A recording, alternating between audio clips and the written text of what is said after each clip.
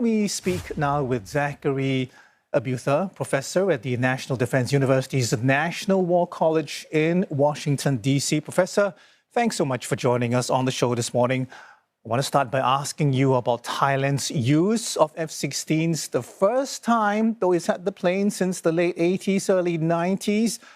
Can you explain the significance of their deployment and what's the message that the Thais are sending to the Cambodians? Yeah, the Thais are responding to indiscriminate artillery and rocket fire from Cambodia, which hit civilian targets in the Thai portion of the border. Civilians were killed in that. I believe they hit a hospital and other civilian targets. And the Thai government has responded with, much more surgical use of military force, trying to take out the units that were targeting and firing the artillery and rockets into Thailand. Professor, it feels almost like it would be impossible for Hun Manet not to retaliate. I mean, what's your reading of it? Will he, given all the diplomatic pressure that's taking place right now, and also, I guess there's that disparity between their armed forces right now. There's a substantial disparity between the armed forces. The Thai military is one of the largest in Southeast Asia. It's far better resourced. It's probably got an annual budget of around $7 billion US compared to Cambodia, which is probably just a couple $1 billion. As the Thais have shown with the airstrikes, they have the ability to hit with far greater precision. But what I would say about the Cambodian side is they certainly have much greater propensity to take risks.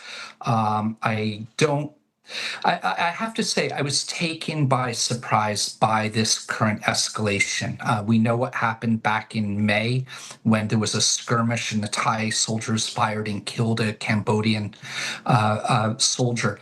Since then, the level of violence has actually remained quite low.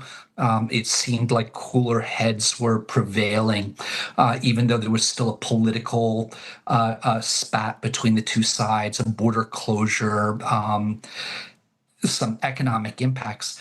My base assumption was that both sides actually were benefiting politically at home from that current level of violence. And I simply don't see what either side really stands to gain if this conflict escalates and continues into the near term. Well, Professor, this dispute is more than the skirmishes that we've seen since May. I mean, what are the issues at the heart of the matter? Yeah, we're going back to a border that was demarcated in 1907 when Cambodia was a French colony. And the Thai side has always said that that border was negotiated under duress. You had an International Court of Justice case, I believe it was in 1962, that awarded a large temple on the border to Cambodia. In a subsequent ICJ ruling, another bit of territory was handed over to the Cambodians. And here, in the latest clash at the Emerald Triangle region. Again, this is disputed territory. The Cambodians want to go to the ICJ. The Thais have no interest, having lost two previous cases there. So there is some national pride. But I think the more important reason is that both sides stand to gain something from low levels of hostilities. If you go back to the 2010-2011 skirmish at Previher, remember that was when Hun Manet had just become the Minister of Defense in Cambodia, and kind of his stepping stone, his period of tutelage before becoming the Prime Minister 2 years ago. So that was a test for him to kind of burnish his credentials.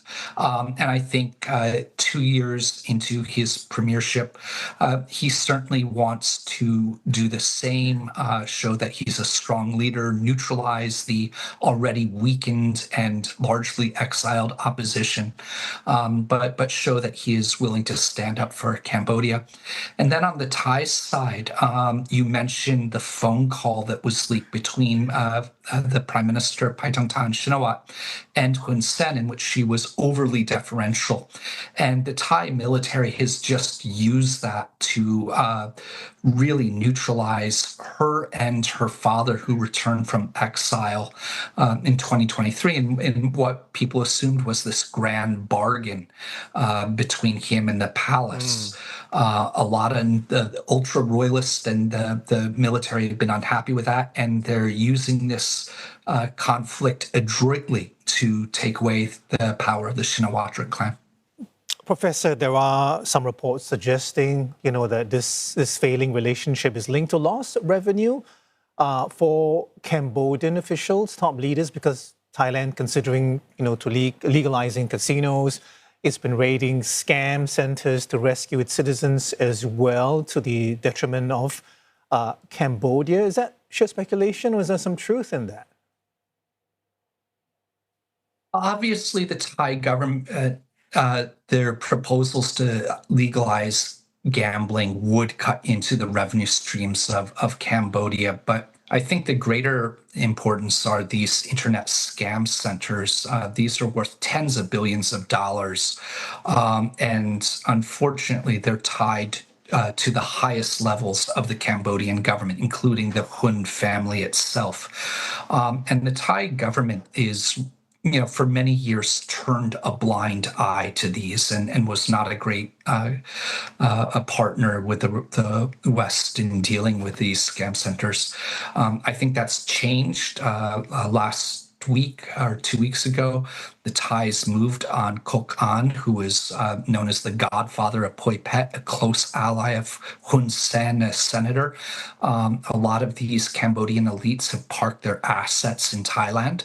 And so the Thais are moving very quickly and trying to put up a lot of international pressure on the Cambodian government. The Thais really understand that the CPP, the Cambodian People's Party, and the Hun dynasty, or the Hun family political machine, is really tied to the revenues from these scam centers. Without those revenues, they could not maintain their patronage system, which assures their near monopoly of power. And so the Thai government really is trying to make this conflict hurt the Hun family personally. All right, just to build on that, Professor, taking a step back, what does this all reveal about the risks of back-channel diplomacy? The personal ties that once united, the Shinawats and the Huns, are now fueling this hostility. Yeah, you're exactly right. For years, there were very close relations between Thaksin and Hun Sen. Thaksin, when he was prime minister, ran afoul of his own military by reaching out, putting his own business interests, in the name of economic development, but ahead of national security. And his military was angry he did that. He did the same thing in Myanmar. And that was one of the things that ran him afoul with the military. And then when he was in exile, he was close friends of Hun Sen, who hosted him many times, just a way to needle the Thai ruling elites that he could do that. And, you often had either side give sanctuary to political refugees from the other, just as an irritant to one another. But this breakdown in personal relations is really quite striking. And I think it just goes to show that they will never put friendship ahead of very narrow political interests. All right, Professor, appreciate your time. That was Zachary Abuza, the professor at the National Defense University's National War College in Washington, D.C.